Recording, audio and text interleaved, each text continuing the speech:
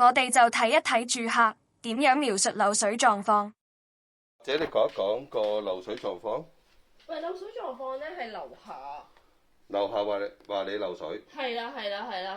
咁我就懷疑，我就係會唔會喺呢一度咧？因為落雨嘅時候咧，佢呢一個位咧就會，阿妹係咪啊？咦？係啊，佢呢度會飆水。就會開始喺度飆水。落雨呢個位會飆水。係啦，因為咧其實咧我哋咧就年中嘅時候咧就已經咧係樓下咧就 complain 咧就滲水，咁我哋整咗個防水台已經拆起晒成個。重新起過呢個台㗎啦。重新起咗㗎啦，然之後換埋個馬桶㗎啦。係。咁然之後咧年尾嘅時候，我哋收到滲水辦咧就話個測試嗰度咧樓下依然都係超標。但係佢樓下超標，但係冇話呢度有事。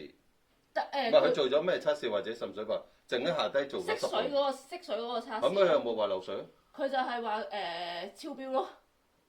唔係唔緊要，你一陣我再解釋，一陣講。你繼續講埋呢度先。咁然之後咧，咁我就喺度，咁佢話濕度超標，咁然之後咧房屋署嗰度咧就落咗樓下睇啦，咁就 check 咗天花板咧就50幾%，咁即係應該係我哋嘅問題啦咁樣。咁我就諗緊會唔會喺呢一個位置開始滲落去個人哋個廁所單位咁樣咯。OK。係啦，因為我防水台又整咗，我都唔知我而家可以做啲咩？係啊。OK， 好得。一個廁所。一個廚房呢度。係啦。OK， 好得。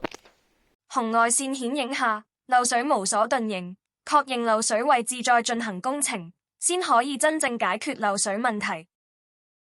漏水其實一個好繁複嘅問題，如果胡亂去做工程，睇唔到會解決到問題。所以如果要解決到漏水問題，首先應該揾漏水專業人士用唔同嘅儀器，確定好漏水問題先至定點做工程。如果唔係，只會浪費時間及金錢。